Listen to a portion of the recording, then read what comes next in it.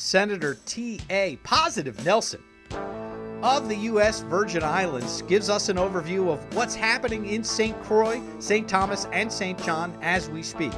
They're in the process of establishing the cannabis economy down there, and he's a big part of it. Welcome to Cannabis Economy. I'm your host, Seth Adler. Check us out on Twitter at CanEconomy, as well as Facebook. Positive, as he's better known, brings us through how being the first Rastafarian elected official in the U.S. Virgin Islands, or the U.S. for that matter, combined with his education and Taekwondo 6th-degree black belt status, puts him in a unique position to, as he says, stand on the shoulders of Bob Marley and see this thing through. Happy to be on Cannabis Radio Network and the Sexpot Comedy Co-op. T.A. Positive Nelson. Okay, so we are honored. We have Senator Terrence Nelson from the U.S. Virgin Islands. Senator Nelson, thanks so much for giving us a few minutes. Well, I'm happy to be here. I'm happy to be involved in this movement. I believe it's one of the movement of this century that is going to turn around the entire world. Absolutely, and we're going to talk about that, the movement. But I want to make sure I'm addressing you correctly, because I understand that your nickname is Positive, but your name is Positive Nelson. Yes, Positive is how I live. That's also, I have a brand called Positive is how I live. That's the vibration I want to give throughout the world. So yes, I officially added Positive T.A. Nelson. That's me now, officially. And how does that, you're the first Rastafarian elected to office in the U.S. Virgin Islands. Yes, I'm currently serving my 6th term. I am the first Rastafarian elected here in the United States Virgin Islands and the United States in general. The people are very receptive. There's a natural love, one love for the Rastafarian culture. They know us to be honest people of our word, and that conveyed and transferred to my political support as well. Excellent.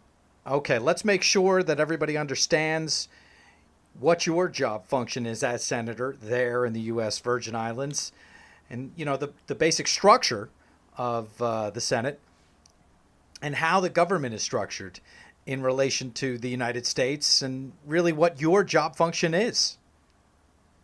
Okay, thank you very much. The U.S. Virgin Islands, or the Virgin Islands of the United States, rather, which is its official name, is an appurtenance of the United States, which was purchased from Denmark in an acquisition in 1917. The people of the Virgin Islands became U.S. citizens as of 1927, 10 years after. We were under naval government, and then we were granted free government or our own self-government in sometime around 1968 when we had our first elected governor. We are a modern-day colony. However, our structure, our government is set up like most of the states, in particular like Nebraska. We have a unicameral legislature. That means there's only one house, there's no lower house, and we have a delegate to Congress, which serves as our congressperson, and a lieutenant governor and a governor who is our head of state, head of this territory. We do vote for the United States president when we live in the United States. However, here in the territory, we do not. We are U.S. citizens. The Constitution does convey to us. However, it does not grant us the right to vote for president, since we are not a quote-unquote state of the United States at this point. We have 15 senators here locally. We're elected for 2-year terms. There are no term limits. The governor has 2 4-year terms, and they are term limited. Fantastic. That's an excellent, very brief overview. Thank you so much. Didn't expect that you guys had similarities between Nebraska, but let's understand how you got to be in the Senate. You're a man of the islands. You're from there originally. Of course, you've got your certificate from Harvard, but you're tried and true Caribbean, right? Yes, I was actually born in St. Christopher, commonly known as St. Kitts. However, my parents had resided in the U.S. Virgin Islands on St. Croix way prior to my birth. Most of us here in the United States Virgin Islands go off to America for universities or institutions of higher learning, and then we commonly return with the skills and knowledge we have gained to input in our territory here. I consider myself a man of the people, born and raised here in the Caribbean, and I see the Caribbean as a fruitful place that I would like to leave a legacy of positivity. You mentioned bringing your studies back to the island. What did you study? I have a Bachelor of Science in Accounting. I also have a certificate of completion in negotiation training from Notre Dame. I also have a certificate in driving government performance from John F. Kennedy School of Government at Harvard. I have additional administrative hearing training from the Public Employees Relations Board. I'm a Toll Fellow from the class of 2007. I'm an Eastern Leadership Academy certificate as well. And I just learned from the universe. And you're a black belt in Taekwondo. Yes, I'm a fifth degree black belt. I currently operate a school. I've been instructing now for the past 26 years. King Cobra Taekwondo is a local branch of King Cobra Taekwondo of Raleigh, North Carolina. Now King Cobra Taekwondo of St. Croix, USVI, which I started when I returned home in 1995. I taught for approximately 10 years. I started a local labor union, our Virgin Islands Labor Union, and currently is director of Positive Works, Inc., a youth organization, nonprofit. Excellent. So, how does studying Taekwondo and being a fifth degree black belt and positivity exist in the same person? Explain that. That's very easy. It brings balance. It teaches you to tap into yourself, your inner energy, and when you understand yourself with a positive and conscious mind, then you have balance. Your perception, your intuition, your acceptance of the one creation is fully intact, and you feel secured because being a martial artist, you are in tune with yourself and your body and the energies which you generate. So all of it creates a dynamic package which you now see as positive T.A. Nelson. I'm a transformation person. I'm a motivational speaker. What I forgot to mention, I'm a John C. Maxwell leadership trainer. And I intend to leave my legacy in passing on to people the concept of one love, self-empowerment, and believing that there's power in positive thinking. You bring up the concept of one love, and how does Rastafarianism and your Rastafarianism play into the whole overlay of positivity and Taekwondo and the whole thing? How does Rastafarianism inform that? I remember Brother Bob Marley said a long time ago, the Rastaman vibration is positive vibration, and that is where I actually incorporated my name from, and it goes together well because the Rasta concept of one love is like the I and I is understanding the God self in each and every one, and understanding the harmony that should exist within all of God's creation, Jah creation, meaning the trees, the earth, the animals, understanding the spirit within these things are in fact of one creator, and we live in harmony with that, and there comes the one love. One love is we all are siblings of this one creation. Never mind our colors, never mind our economic background, never mind our education. We are one love, the Creator's children. And it goes together well for me because it allows me to put away any possible bias and look at things from a true heart perspective of I am contributing to myself, to my community, to my world by giving this positive energy to help make the world a better place. All right, that's very well said. So now, how does cannabis play into Rastafarianism?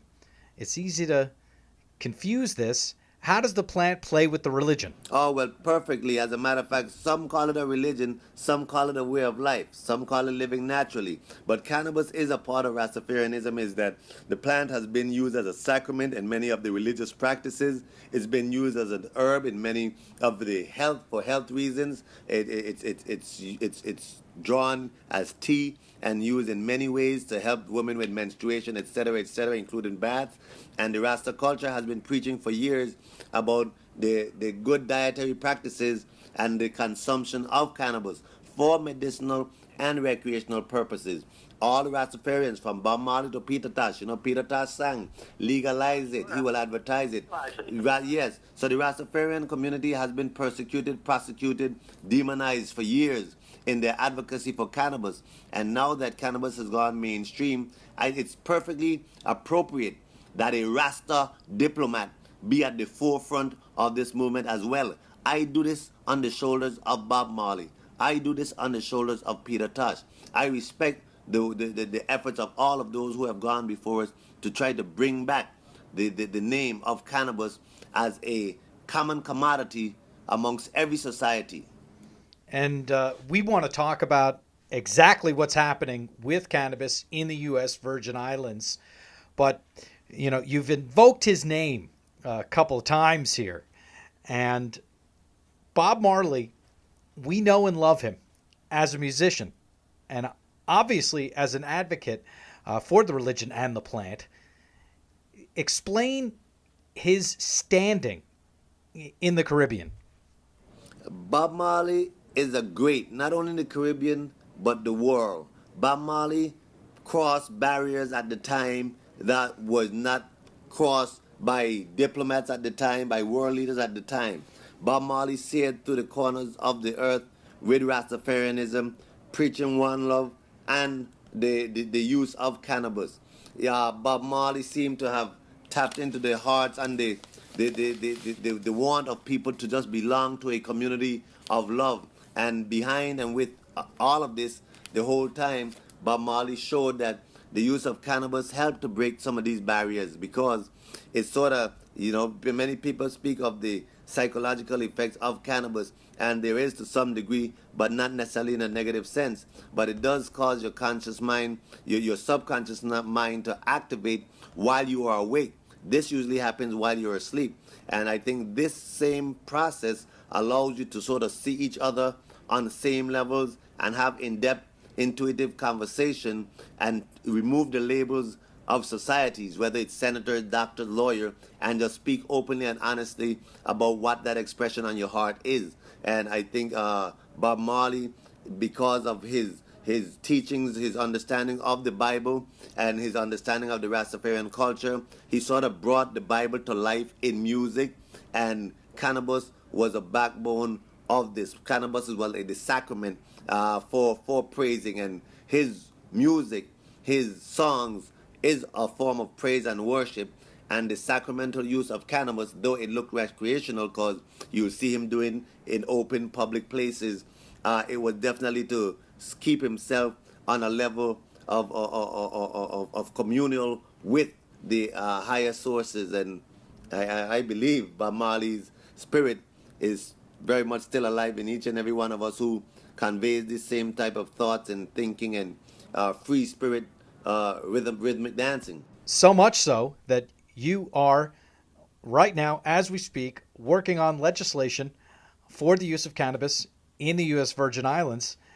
Give us the overview of what's happening as we speak. Yes, thank you very much for that. Albeit, what I'm currently working on here in the territory is medicinal cannabis. Actually, and the bill is actually called the Medicinal Cannabis Patient Care Act. Okay, so with a focus on medicinal cannabis. There is an economic impact study, analysis that's been done, which of course purports the use of full legalization for adult consumption. But currently the bill, it has been written. I'm actually reviewing the blue copy now for any final editing, and then hopefully we're hoping to have this heard in the very near future. My hope is that we have this thing passed in this territory in time for 4/20 to 2016. There is a big push. At first, I want you to know that this effort is supported by a referendum which took place. I was successful in getting it on the ballot of 2012, and 56.5% of Virgin Islanders voted in favor of medicinal cannabis. We likewise had one for the cultivation of industrial hemp. That too was heavily supported. So those two initiatives are currently being worked on. We did take a delegation of individuals last year around April to Washington State and Colorado to see and to speak to public officials, industry professionals, and to witness on ground what was taking place prior to our writing of our legislation here. And we believe that we have a good hybrid which accommodates patients' use and allows for access to good, clean cannabis medicine. Cannabis has proven itself over and over.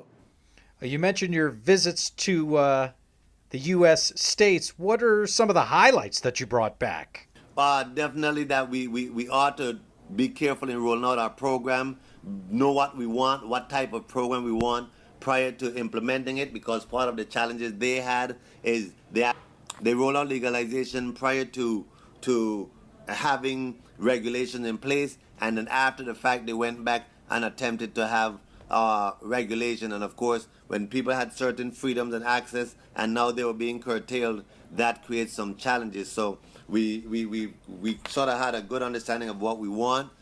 We avoided some of the pitfalls by ensuring that the regulatory agencies are going to be put in place and the relationship already put in place here. Like this legislation we have here is going to establish an Office of Cannabis Regulations to do more of the tight monitoring and creating the rules for applications, etc.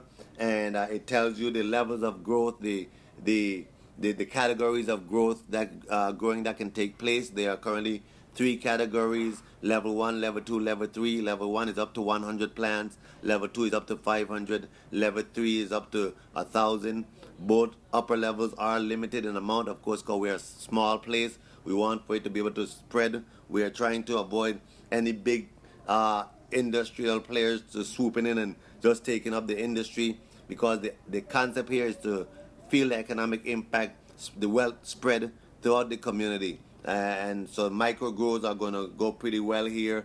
We've considered some areas for zoning. We've even contemplated going further for when full legalization occurs. We have that already outlined under the Office of Cannabis Regulations Authority. And what does that look like, understanding that it is in the future? Well, it pretty much says that at the time that the law allows for legal adult use, that the Office of Cannabis Regulations will roll out rules and regs to govern or to regulate entities which will be for adult use. I mean, as we've seen in many places, many of the entities are one and the same now. They pretty much bought recreational use under medicinal guidelines, and we figure that if we have common dispensary areas, we'll be better able to regulate where and who is using cannabis legally. Absolutely. That's real smart, based on the fact that Washington is still working out that very issue as we speak. They're going to re-implement July 1st, 2016, but I'm sure I'm not telling you anything you don't know. What about caregivers? How are you treating them, and how do they fit into the system? Good, thank you. We're allowing for caregivers. A caregiver can provide and grow for up to five patients, including themselves, and the patient's limit is 16 plants per patient. So the caregiver can, if you multiply the 16 times 6, that's 5 plus themselves, then the caregivers can go up to that amount per the patients. So they will be providing for that patient. That's without having a level 1 grower's license. A level 1 grower's license allows you up to 100 plants. So a caregiver pretty much have something similar by being able to be a provider for the individuals who will sign up for them to be a caregiver too. Okay. One issue, and this we learned as well, we want everything that's going to be on the market to go through labs. We want everything tested. We don't want cannabis going out to the commercial market, to the health world without having going through lab testing. So we sort of going to have a common lab here in the territory. Since we're small, we might let that be under the University of the Virgin Islands jurisdictions, so that one, the expertise can be garnered and sort of you know, developed there, and at the same time we sort of get to monitor what the usage is like. But that's our initial thinking anyway, and if need be, we'll probably roll out independent labs. The university is going to be able to work in conjunction with other entities for research and development of the plant. Research and development, lab testing from the jump. You guys definitely have learned from those that are in the space currently. As far as what's coming through those labs, talk about grows, talk about MIPS, infused products manufacturers, and dispensaries. I understand that some of this will be worked out, the infrastructure will be worked out through the regulations that you're writing now.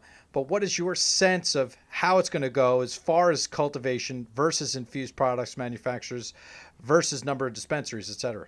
Well, we've had some conversation, but some of that is going to be left, as you mentioned, with the Office of Cannabis Regulation. But we want to spread it out. In other words, we have the manufacturers or the cultivators, which is a one license. We have a processing or manufacturing license, which is separate.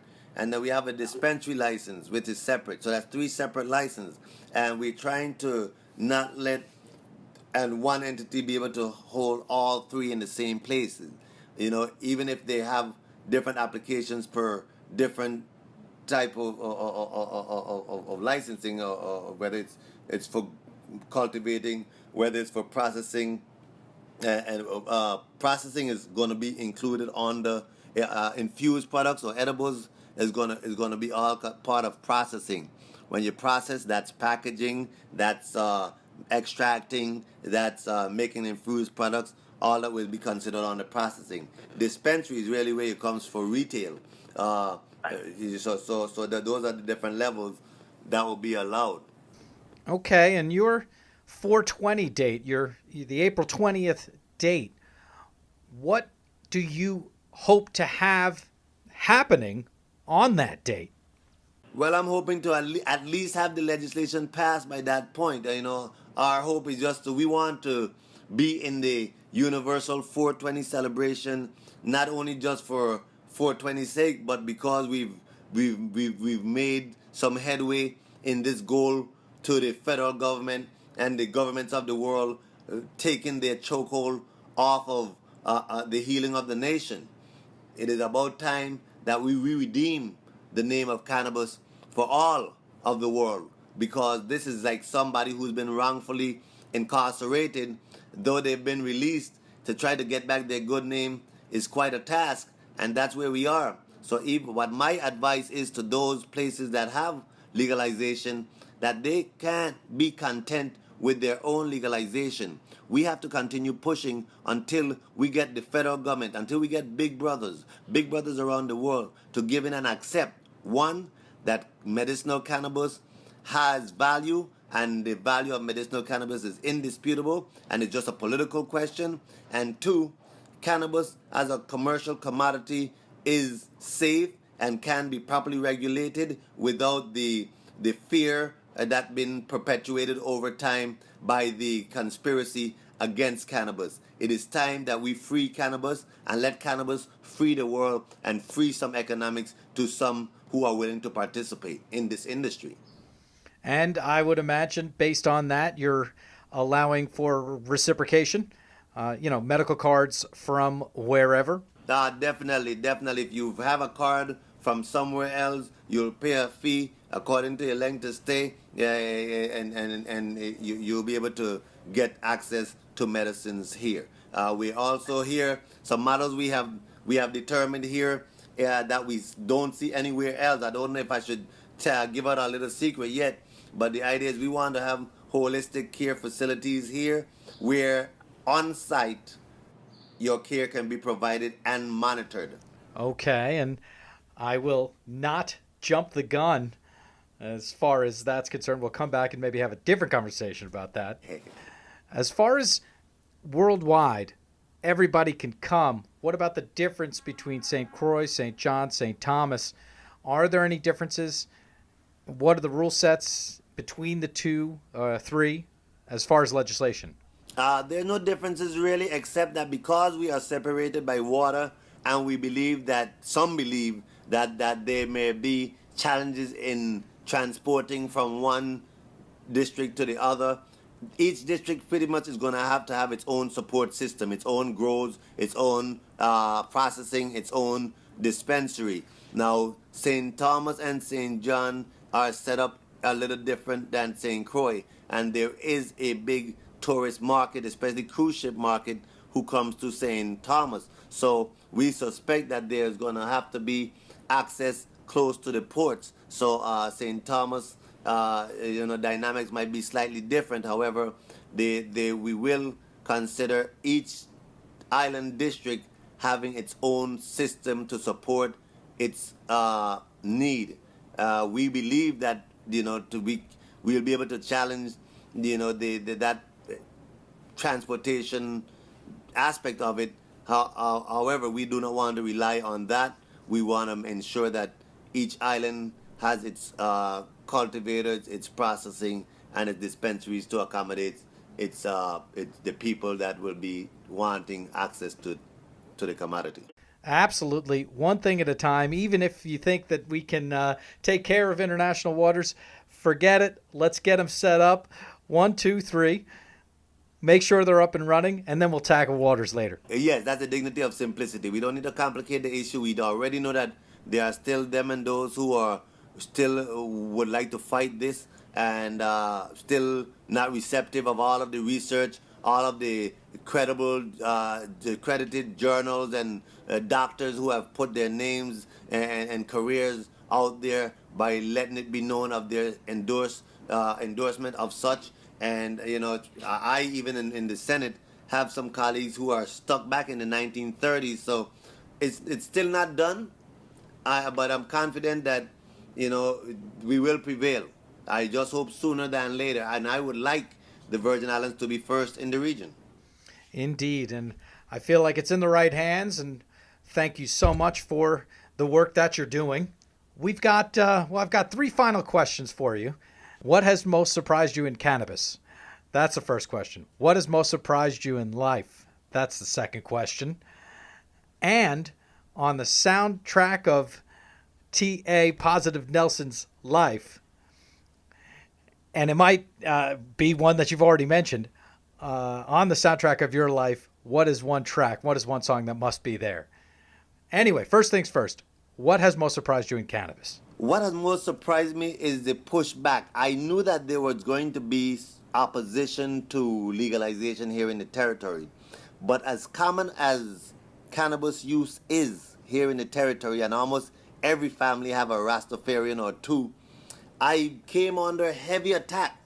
All of my credentials questioned to this day because of my proposal for legalization for medicinal purposes. So with that, I was very surprised. And also, if I can share my surprise as well, and I guess I should not have been, because it's just that now that legalization is taking place, the true face of cannabis is showing. In other words, what people's reference point has been as for cannabis users are individuals who they look at as fallouts or rejects of society, on the tree someplace, or the Rastafarian sect, and now they see working professionals, people of different ethnic backgrounds who have made it according to society's rating charts, that they have admitted that they are cannabis consumers, and now it causes people to recalibrate their thinking of the face of cannabis. So that has been a very pleasant surprise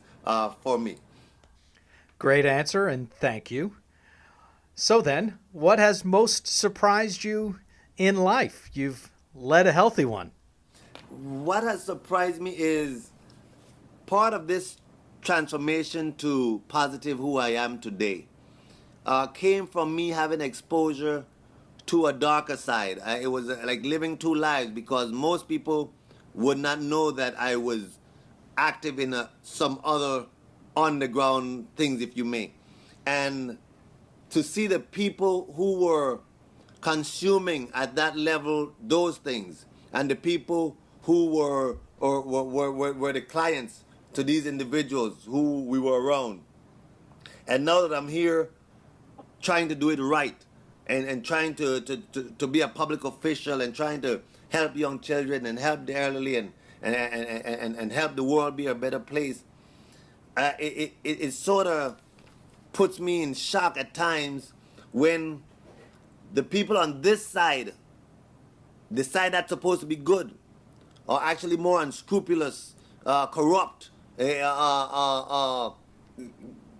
hypocritical,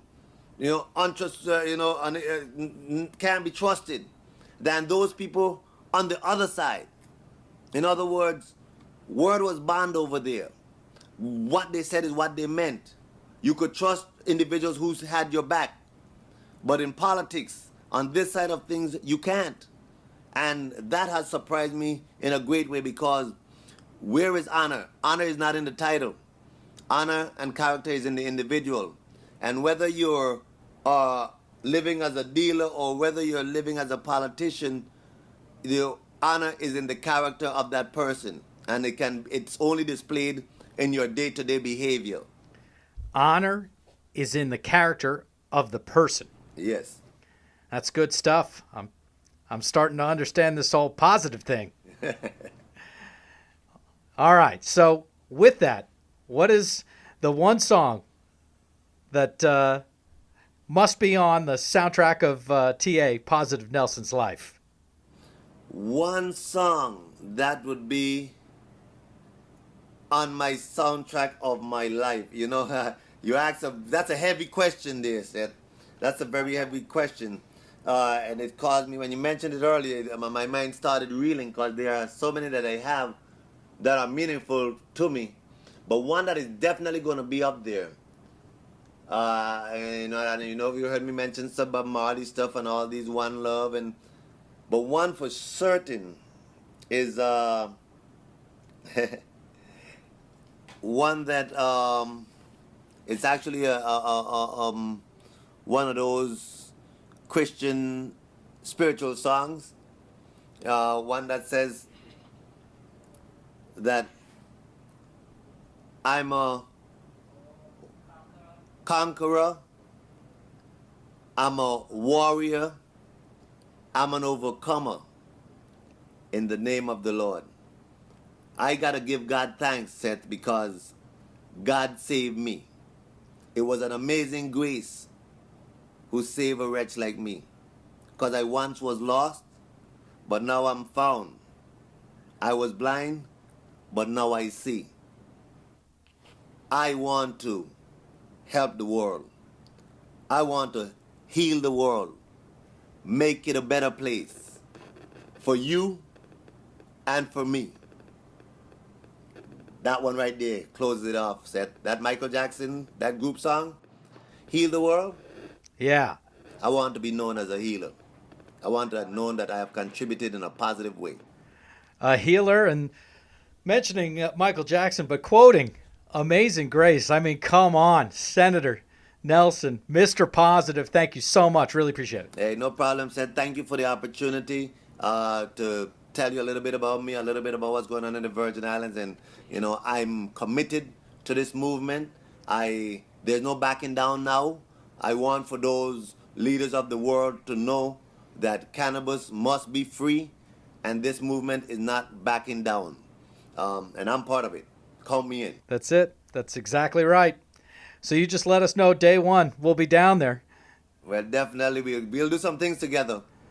That's it. All right, sir. Thank you very much. And there you have Senator Positive Nelson, T.A. Positive Nelson, Senator of the U.S. Virgin Islands. What a great conversation. Really appreciated him giving us an update. Cannot wait to hear what happens, I guess, in real time, as we say. Check us out on Twitter at Can Economy, Facebook too. Happy to be on Cannabis Radio and the Sexpot Comedy Co-op.